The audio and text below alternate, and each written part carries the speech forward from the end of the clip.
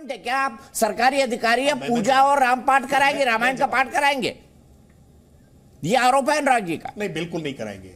इन्होंने ऑर्डर, इन्होंने आदेश पढ़ा नहीं है। संकट ये समाजवादी पार्टी के लोगों का कि कौवा कान ले गया, ये कान नहीं देखते हैं, कौवा दलासने लगते हैं। एक कमरे को भरने के लिए 2 लोगों को टास्क दिया गया कि ये कमरा भरना है और ये 5 रुपए आपके पास है, जाइए बाजार से खरीद कर सामान लाइए और कमरा भर दीजिए। पहला व्यक्ति जाता है और जाकर के सबसे सस्ता भूसा खरीद कर लाता है, कमरे को भर देता है, वो समाजवादी पार्टी के लोग हैं। और दूसरा व्यक्ति जो भाजपा का है, वो जाता है दिया, सलाई, बत्ती और रुई की बाती लेकर के आता है और एक दिया जलाता है और कमरा भर देता है। 2024 की तैयारियां शुरू हो चुकी है और 2024 की दृष्टि से यूपी सबसे महत्वपूर्ण है। वहां बीजेपी और समाजवादियों का मुकाबला देखने को मिलेगा। इसी की एक झांकी आपको इस डिबेट में भी देखने को मिलेगा कि बीजेपी समाजवादियों का क्लास कैसे लगाती है। प्लीज इस डिबेट को पूरा देखिए। संकट ये है कि समाजवादी पार्टी करोड़ों रुपए खर्च करके सैफई महोत्सव कराने को ही आयोजन मानती है। अरे रामचरितमानस पाठ और दुर्गा सप्तशती के लिए बहुत बड़े भव्य, बहुत पैसे रुपए की आवश्यकता नहीं है। रुक जाइए, मैं सीधे अनुराग जी के पास जा रहा हूं। सैफई महोत्सव करोड़ों रुपए खर्च होते थे, ऋतिक रोशन नाचते थे, पता नहीं कौन कौन नाचता था और सबको पेमेंट होता था सरकारी खर्चे पर। सुन तो लीजिए, क्या उसकी जगह अगर 1 लाख दे रहे हैं उससे आपको नहीं बोलते कि सैफई में मेडिकल कॉलेज शानदार बना हुआ है, कितने लोगों की वहां पे जान बची है, इसके बारे में तो बात कभी नहीं होगी। राम लोहिया हॉस्पिटल बनाया, इसके बारे में बात कभी नहीं होगी। हमने एक्सप्रेस वे बनाया, इसके बारे में बात कभी नहीं होगी।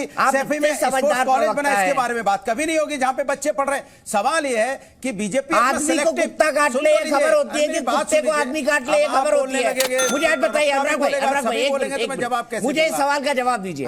खबर क्या होती है अनुराग भाई? खबर क्या होती है?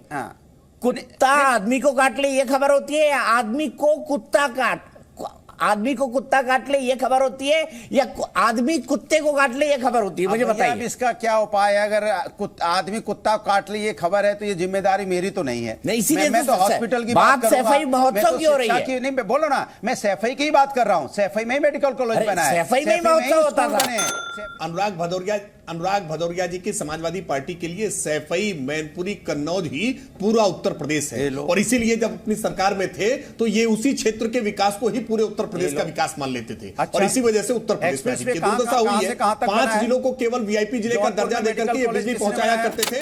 सबसे पहले मैंने आपको बोलने को दिया, थोड़ा कंट्रोल भी रखना सीखिए ना सर, थोड़ा संयम, थोड़ा प्राणायाम करा करिए, या थोड़ा सा मेडिटेशन करा करिए, या थोड़ा सा वो करा करिए, तो आप जो इतने गुस्से में बोलते हैं थोड़ा सा डाउन हो जाएगा। बात एग्रेसिव ढंग से रखना चाहिए, आप रखते हैं। अच्छा, सैफई यूपी में नहीं है क्या? मैनपुर यूपी में नहीं है क्या? आजमगढ़ यूपी में नहीं है क्या? जौनपुर यूपी में नहीं है क्या? लखनऊ यूपी में नहीं है क्या? अरे भाई यही यूपी नहीं है, वो ये कह रहे हैं। सबसे पहले तो मैं दीपक जी एक चीज कहना चाहूंगा कि ये जो डेसिबल का कंट्रोल है, ये सिर्फ लाउड स्पीकर पर ना हो, स्टूडियो में भी रहे तो बेहतर है, और भी बेहतर है मॉडरेटर हमारे बराबर में रहे, वरना आपको तो पता ही है अनुराग भदौरिया जी फेमस है इस मामले में, लाउड स्पीकर की भी जरूरत नहीं है इनको तो। खैर, दूसरी बात यह है कि वो यूपी में है, सैफई यूपी में है, लेकिन सिर्फ सैफई ही यूपी में नहीं है भैया, और भी है। सिर्फ सैफई लौता गांव नहीं है यूपी में। सिर्फ मेडिकल कॉलेज से लेके, पार्क से लेके, आरएमएल से लेके और एयरपोर्ट से लेके सब कुछ वहां ही नहीं चाहिए, पूरे उत्तर प्रदेश को चाहिए। अब ये फिर बीच में नहीं यार, ध्वनि प्रदूषण नहीं भाई, आज ही तो बैन लगा और आज ही आप इस तरीके से करने लगे। ऐसे नहीं चले, याद दिला रहा हूं, स्टूडियो में नहीं।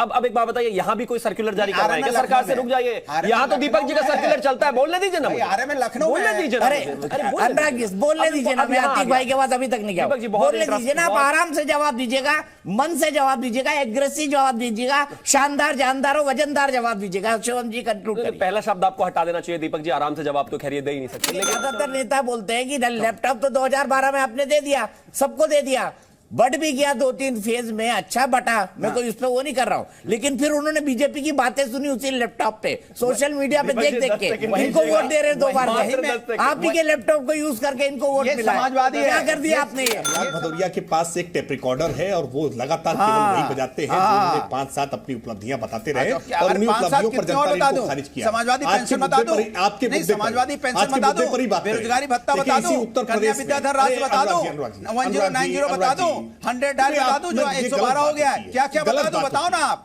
अरे अनुराग भाई खत्म करने दीजिए, विरोध करना बंद कर दीजिए अनुराग भदौरिया आप जी। बंद कर दीजिए, राम मनोहर लोहिया रामायण ये धर्म की राजनीति बंद कर दीजिए। कोई रामायण का विरोध नहीं करता, आप करते हो, क्योंकि आपने पहली बार अभी रामायण का नाम लिया। हम तो विरोध की बात कर ही नहीं रहे, इसके मतलब आपके मन में चोर है, मेरे मन में कोई चोर नहीं है। हम वो लोग हैं जो धर्म का सम्मान करने वाले लोग हैं, आप वो लोग हैं जो धर्म की राजनीति करते हैं। हम धर्म मेरा आस्था का विषय है, राजनीतिक विषय नहीं है। हम राजनीति में धर्म करते हैं, अनुराग भाई, राजनीति नहीं करते। अनुराग भाई मैं एक बात बोलूं, मजाक में बोल रहा हूँ, ठीक है, इसको दिल पे मत लेना। मैं दिल पे, कौन कहता है देश में बुलेट ट्रेन नहीं आई? भाई आ तो गई है अनुराग जी के तौर पे।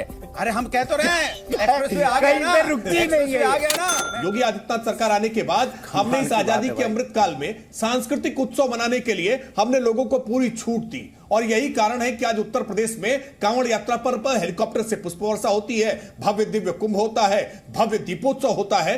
आज जन्माष्टमी धूमधाम के साथ मनाई जाती है, नवरात्रि में प्रतिमा विसर्जन पर कहीं भी सांप्रदायिक दंगे नहीं होते हैं। ये उत्तर प्रदेश में जो परिवर्तन हुआ है ना, ये समाजवादी पार्टी को सुहा नहीं रहा, रास नहीं आ रहा है। लेकिन ये रामनवमी पर रामचरितमानस पाठ का जो निर्णय हुआ है, ये दुर्गा सप्तशती पाठ का निर्णय जो हुआ है, समाजवादी पार्टी न इसकी आलोचना कर पा रही है, न इसका समर्थन कर पा रही है।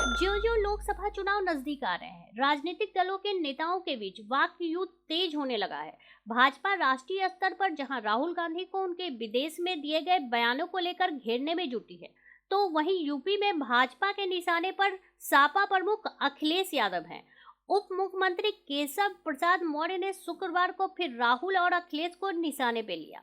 अखिलेश यादव को लेकर उन्होंने कहा कि राम भक्तों व रामचरितमानस का विरोध करने वालों को कभी दोबारा मुख्यमंत्री नहीं बनाया जा सकता। इससे पहले भी बीजेपी राहुल गांधी और सपा प्रमुख के शूद्र वाले बयान पर उन्हें तीखा जवाब दे चुकी है।